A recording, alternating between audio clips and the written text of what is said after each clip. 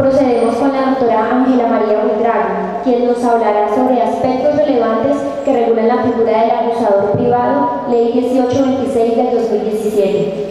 La doctora Buitrago es abogada de la Universidad Externado de Colombia, es especialista en Derecho Penal de la Universidad de Salamanca, doctora en Derecho y doctora en Sociología de la Universidad del Externado, exfiscal cuarta delegada ante la Corte Suprema de Justicia, miembro del Instituto Colombiano e Iberoamericano de Derecho Procesal, docente de pregrado y posgrado de la Universidad Externado, conferencista nacional e internacional y autora de textos como la Reforma Procesal Penal en Colombia.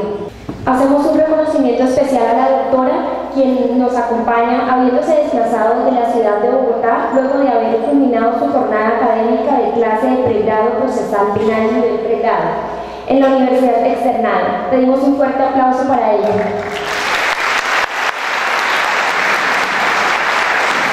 ¿Cómo no venir a la ciudad del corazón? El Yopó significa corazón en el dialecto indígena de los indígenas de su región. Pero además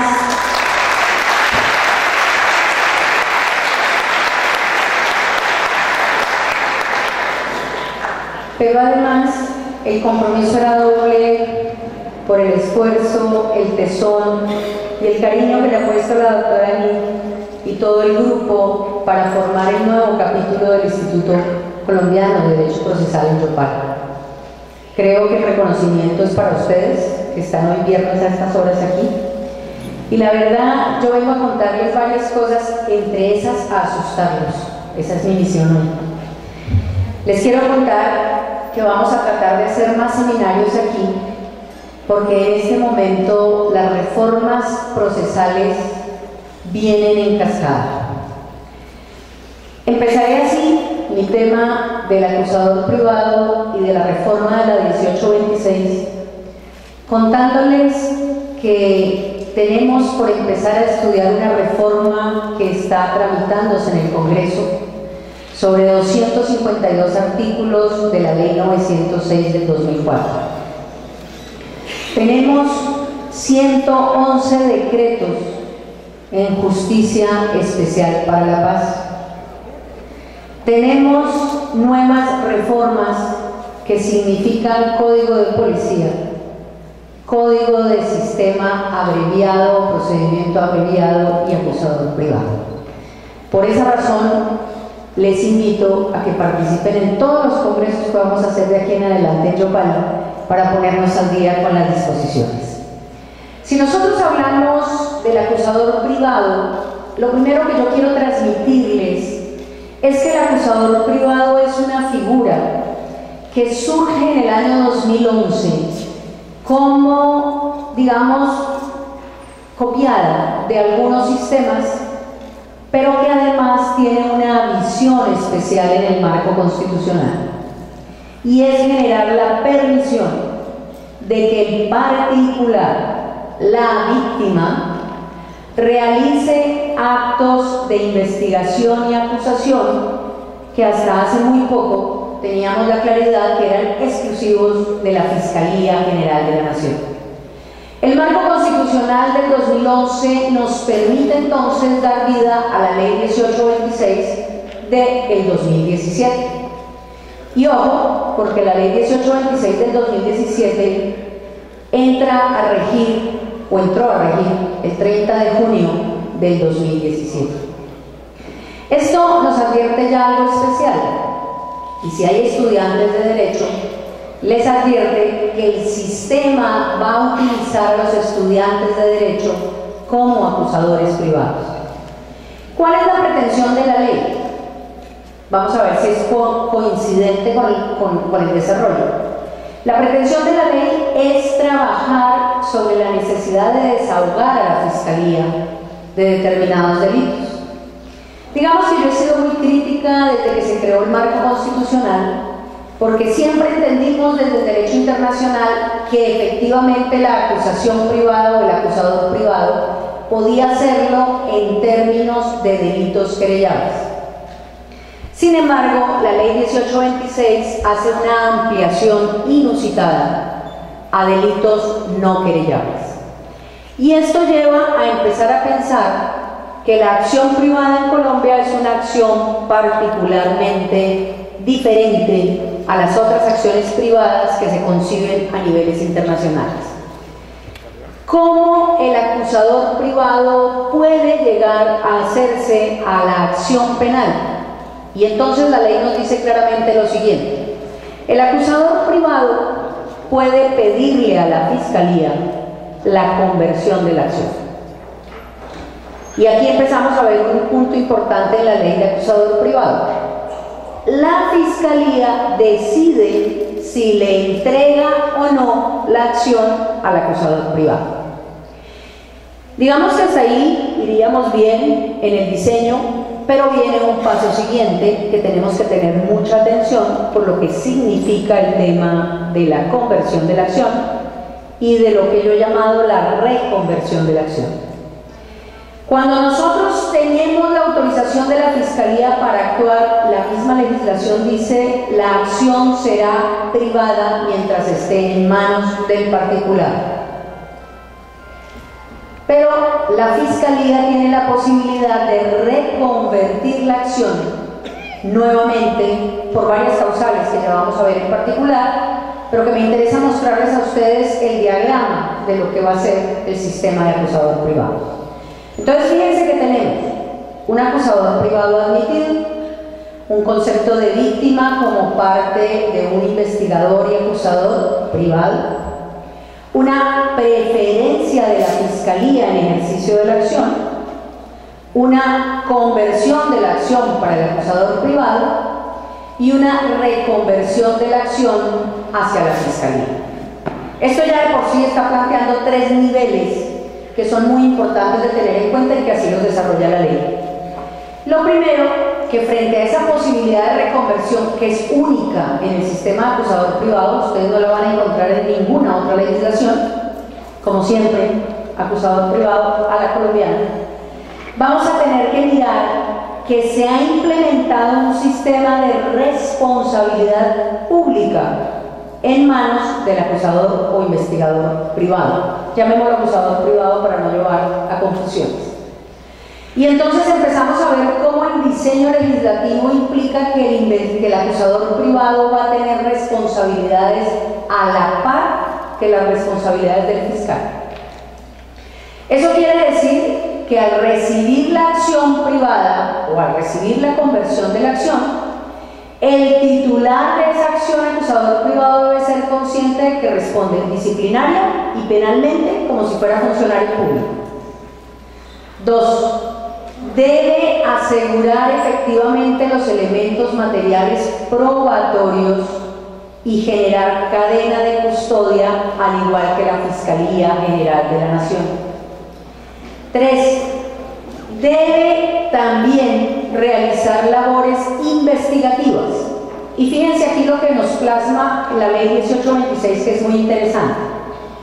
El acusador privado podrá realizar investigación, pero cuando se trata de investigación con injerencia, pongo un ejemplo: hallazgos en bases de datos, hallazgos en correos privados, tendrá que concurrir con la Fiscalía a realizar la actividad. Y aquí hago un paréntesis, no sé si haya fiscales en el auditorio, pero hago un paréntesis por lo siguiente. En la capacitación que está haciendo la Fiscalía General de la Nación, afirma que el funcionario fiscal no debe concurrir a la diligencia, sino que simplemente autoriza al acusador privado. La norma dispone expresamente que el fiscal deberá comparecer, recibir los elementos materiales probatorios, legalizar los elementos materiales probatorios y devolvérselos al acusador privado. Ahí el tema fundamental entonces es que el fiscal va a tener una, digamos, coparticipación en esa investigación del acusador privado en lo que se refiere a los actos de investigación que tengan realidad de injerencia frente a los derechos fundamentales. Y hasta aquí el tema es importante porque vamos a ver cómo el acusador privado va a ser el titular de esa pretensión punitiva cuando decide acusar.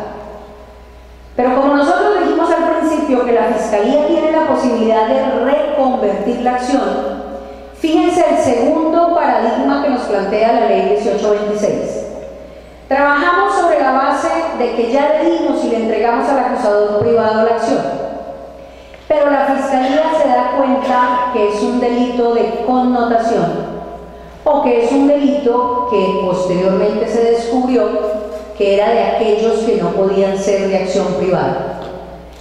En ese momento reconvierte la acción, reversa la conversión y genera el seguimiento a la acción penal y a la acusación penal. El tercer elemento que tienen que mirar en la 1826 es que el acusador privado se sigue por un régimen especial. Ya tenemos regímenes procesales que son totalmente disímiles.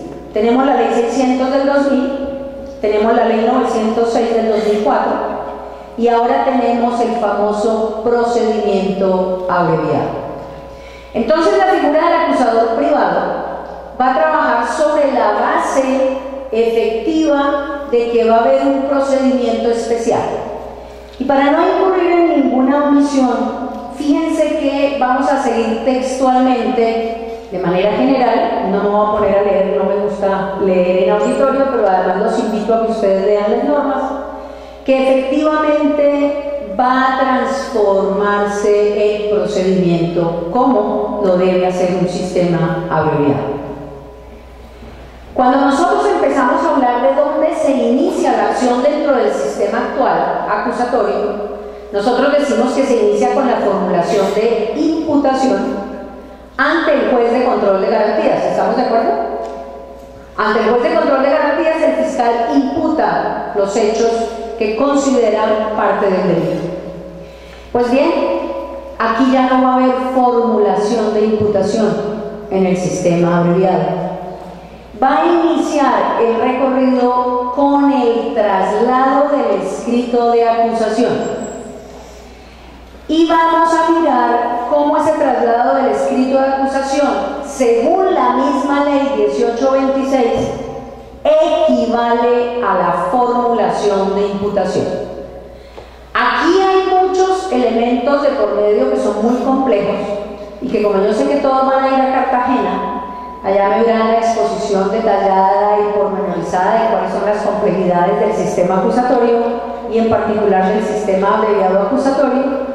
Terminará siendo fundamental establecer cuál es la constitucionalidad de una norma que equipara la formulación de acusación, o el escrito de acusación, el traslado de acusación, con la imputación. Porque fíjense lo que viene a continuación en el sistema abreviado. ¿Saben dónde se realiza el traslado de la acusación? En la Fiscalía. Rompe completamente el esquema. ¿Qué sucede hoy en día? Que el escrito de acusación se radica para que el juez competente oiga la formulación de acusación.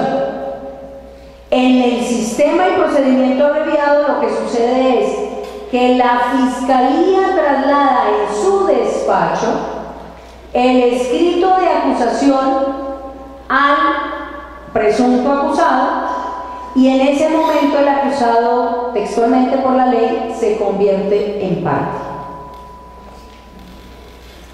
El sistema de procedimiento abreviado entonces lleva a que efectivamente la comunicación de los cargos se haga por ese traslado del escrito de acusación. Efectivamente, la condición de parte solo se adquiere una vez se traslada el escrito de acusación, pero fíjense lo que significa también el tema de trasladar ese escrito de acusación en la Fiscalía General, que la Fiscalía tiene la obligación de descubrir todo el material probatorio de la Fiscalía y de la víctima en el momento del traslado del escrito. Todo sin presencia de juez, porque obviamente estamos en una actividad que se convirtió autoridad de fiscalía. El traslado del escrito de acusación interrumpe la prescripción. Y aquí hay una modificación sustancial al Código Penal, Ley 599 del 2000. La interrupción de la prescripción se da en el momento en que se traslada el escrito. Y ojo con esto, se empezará a contar el término de prescripción por la mitad, como lo estipula el artículo 81 del Código Penal, y no podrá ser inferior a 3 años. ¿Qué empieza a suceder aquí? Que hay delitos que frente a la entrada en vigencia de la 1826, sobre todo para los indiciados de esos delitos es muy interesante, que la prescripción se disminuyó 2 años. Y que siendo favorable, pues van a ver todas las cascadas de prescripciones de los hechos que efectivamente se trabajen sobre el tema del traslado. Porque si no hay traslado de acusación, la prescripción siguió corriendo. Si hay traslado de acusación, se ganan 2 años frente al régimen común u ordinario de prescripción. Tenemos efectivamente que concluido el traslado de acusación en sede de fiscalía. Se va a indagar por la fiscalía si hay ánimo conciliatorio. Y fíjense que la conciliación en este caso no es parte del ejercicio de la acción, sino un requisito procesal para continuar con la audiencia. Y aquí un punto importante. Si nosotros tenemos en particular un sistema abreviado en donde la fiscalía actúa de manera independiente, o 2, un procedimiento abreviado en donde está el acusador privado, la pregunta es, ¿quién hace el traslado de acusación cuando es la acusación privada? Pues la 1826 no nos dijo quién lo hace. Entendemos que debe ser en el despacho del fiscal, pero sobre esa base digamos que el traslado está trabajado sobre la base entonces de la otra disposición. El acusador privado inicia la acción al formular la acusación ante el juez de conocimiento. A partir entonces del traslado del escrito de acusación, podrán solicitar tanto el fiscal como la víctima, acusador privado, medidas cautelares. Es decir, el orden que va a trabajar en términos de cumplir con responsabilidad penal y disciplinaria, yo no sé si hay algún valiente que se atreva a ejercer la acción de acusador privado. Pero sobre esos supuestos también es importante que nosotros miremos que cuando hay concurso de delitos, el régimen que se deberá seguir es el ordinario. Normalmente conseguir un delito que se cometa como único es muy difícil. Casi todos los delitos se refieren a concursos efectivos, bien homogéneos, bien heterogéneos, sucesivos o simultáneos, que significa entonces que tiene que procederse por el sistema ordinario. Pero miren los problemas que presenta la figura del acusador privado, y aquí va la parte real de la identificación del delito. Cuando nosotros hablamos de que una investigación, una denuncia llega a la Fiscalía General de la Nación, fíjense que el fiscal tiene que por lo menos hacer un programa metodológico para establecer cuáles son los comportamientos delictivos que se están sucediendo. Pero si además llega el acusador privado en primera fase y le dice, yo quiero que me convierta la acción penal, y en ese momento lo único que hay es un delito de competencia de acusador privado, pongámoslo hurto, el fiscal puede convertir la acción. Pero a medida que va avanzando, puede surgir elementos que determinen que hay otros delitos o delitos mayores. Pues la ley impone una obligación al fiscal, y es una especie de monitoreo de que en el momento en que surjan delitos que no pueden ser de acusador privado, tendrá que devolver la acción a la fiscalía. La figura además de compleja es absolutamente inentendible, porque si yo le estoy trasladando la acción a un privado para descargar a la fiscalía fiscalía, ¿cómo es que le dejo obligaciones a la fiscalía para que trabaje en términos de las medidas de injerencia, para que controle si hay otros delitos o para que efectivamente reciba el material probatorio que en un momento dado sea legalizado? Entonces, el tema del acusador privado, ustedes lo van a ver reglamentado a partir del artículo 27 de la ley 1826, que se denomina de la acción penal privada. Lo que menos tiene es una acción penal privada. Realmente el acusador privado es un asistente o una longa mano del fiscal, y a la vez el fiscal va a ser un coasistente del acusador privado. Si ustedes miran la figura prescrita en el artículo 27, el acusador privado es aquella persona que, al ser víctima de la conducta punible, está facultada legalmente para ejercer la acción penal representada por su abogado. Y entonces empezamos a ver cómo no puede el acusador privado de manera directa, sin utilizar un abogado, ejercer esa acción privada. ¿Cuál es la solución de la ley 1826? La solución es que se le va a abrir la compuerta a que los estudiantes de consultorio jurídico puedan ejercer como abogados de víctima para llevar a cabo la figura del acusador privado. Y entonces yo empiezo a preguntar, ¿cómo aseguran la cadena de custodia a los muchachos de consultorio jurídico? Elementos que van a tener en cuenta las universidades y que tienen que tener en cuenta las universidades frente a los consultorios jurídicos. Dos, las obligaciones que surgen y las responsabilidades van a ser cargadas a muchachos que todavía no tienen tarjeta profesional. Tres, estamos en mora de reglamentar efectivamente cómo va a ser la actividad de los consultorios jurídicos, porque en los consultorios jurídicos no hay capacidad para llevar la acusación ni actos diferentes a asesoría y representaciones mínimas frente a estos comportamientos. ¿Quiénes son los titulares de la acción privada entonces frente al artículo 29?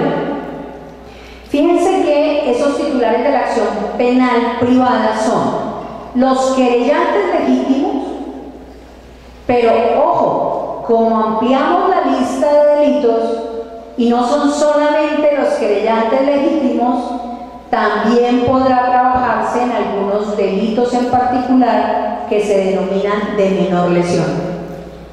¿Y quién va a establecer si es de menor lesión o de mayor lesión? Entonces vamos a decir que la Fiscalía General en este momento está estableciendo una ruta, un programa para determinar cuáles son los delitos que se van a priorizar en caso de acusador privado. Y aquí empieza también la discusión sobre la famosa decisión de conversión de la acción que está prevista en el artículo 32. Fíjense lo que dice el artículo 32. El fiscal decidirá de plano sobre la conversión o no de la acción penal, teniendo en cuenta lo previsto en el inciso siguiente. En caso de aceptar la conversión, señalará la identidad e individualización del indiciado o indiciados. ¿A qué obliga esta legislación? A que el fiscal tiene que entregarle al acusador privado la fijación de quiénes son los indiciados o el indiciado frente a esa posible acción de conversión. No se podrá autorizar la conversión de la acción penal cuando no se acredite sumariamente la condición de víctima, cuando no esté plenamente identificado o individualizado el sujeto investigado, cuando el indiciado pertenezca a una organización criminal, cuando el indiciado sea inimputable, cuando los hechos guarden conexidad o estén en concurso, como lo habíamos dicho, o cuando la conversión de la acción penal implique riesgo para la víctima. Entonces, simplemente pongámonos en el análisis de un fiscal al que le solicitan la conversión de la acción y tiene que hacer todo este estudio para poder decidir si la convierte o no. Pero además, la decisión tiene que ser de plano e inmediata. Entonces, ¿cómo voy a definir yo si hay una organización criminal en los inicios de una indagación?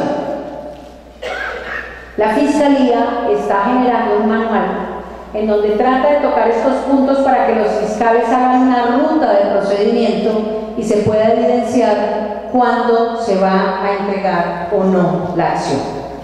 Sobre la base de la representación del acusador privado, el artículo 33 nos habla de que debe ser a través de un abogado, y finalmente, fíjense cómo el artículo 35 habla de la figura del apoyo investigativo. ¿En qué consiste el apoyo investigativo? Cuando se autorice la conversión de la acción, ya ha decidido el fiscal entregarle la acción al privado, la investigación y la acusación corresponden al acusador privado. Excepcionalmente, el acusador privado podrá solicitar autorización para la realización de actos complejos de investigación ante el juez de control de garantías. En este evento, el juez, además de verificar el cumplimiento de los requisitos legales, valorará la urgencia de la medida. ¿Qué significa eso entonces? Que cuando nosotros estamos trabajando en particular con cada uno de estos elementos, estamos evaluando que la conversión de la acción va a quedar dependiendo también de la actividad de la Fiscalía, de la posibilidad de que la Fiscalía se arrepienta por estos factores, pero que además también tendrá que funcionar a la par con el acusador privado. Si nosotros estamos viendo esta figura del acusador privado, vamos a mirar una norma que es bastante compleja y que tiene que ver con la solicitud de medida de aseguramiento. El acusador privado podrá solicitar medidas de aseguramiento. Pero fíjense que cuando se va a pedir la medida de aseguramiento, se debe acreditar por el acusador privado los elementos de inferencia razonable para la medida de aseguramiento. La pregunta es, si nosotros decimos que las medidas cautelares se pueden pedir después del traslado de acusación y estamos frente a la etapa del juez de conocimiento, va a haber un problema en la medida de detención, porque efectivamente ya vamos a estar a puertas del juicio y quien va a conocer es el juez de conocimiento. Si nosotros hablamos entonces de la posibilidad de la reversión, tenemos que decir efectivamente que la reversión es una facultad de la Fiscalía y que obliga a que los fiscales estén monitoreando cómo va la investigación. ¿Qué es lo que está haciendo la Fiscalía con respecto a esto? Obligó o va a obligar a que los acusadores privados mantengan alimentado el SPOA e ingresen la información de todas las actividades que hacen, para que el fiscal pueda controlar qué pasa con el adelanto de esa investigación. Y la realidad es que, fíjense cómo no se controla qué pasa con el adelanto de esa investigación.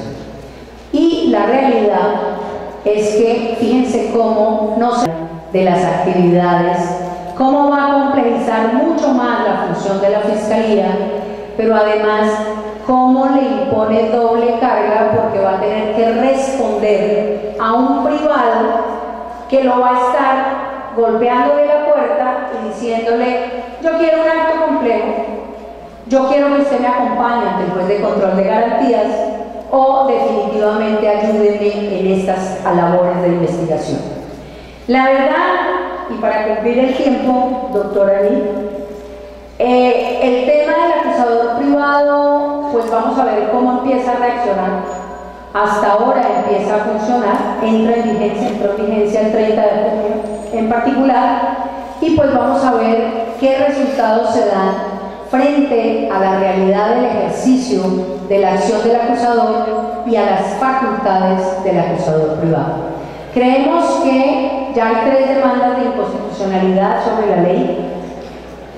Obviamente ya entró en vigencia y la Corte Constitucional no ha proferido decisión, fíjense cómo todo esto llevó a un movimiento especial de adecuación del Consejo Superior de la Judicatura, de Fiscalía, inclusive de pensar cómo se va a acceder a los puntos para ingresar a la SCOA la información al sistema. Y eso lleva a pensar que vamos a tener que esperar a que la Corte Constitucional nuevamente decida sobre la constitucionalidad o no de esta figura.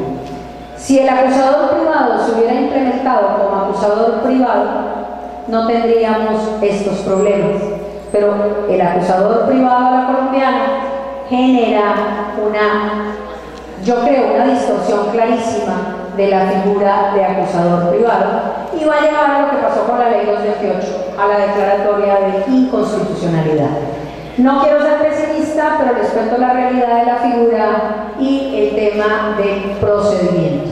Tenemos 3 sistemas vigentes y los jueces y los fiscales tendrán que actuar en todos los procesos bajo los términos de cada uno de ellos, pero obviamente el procedimiento abreviado va a ser el que más exigencia va a poner frente a los términos y al cumplimiento de los mismos. Agradezco que ustedes estuvieran aquí y muchas gracias.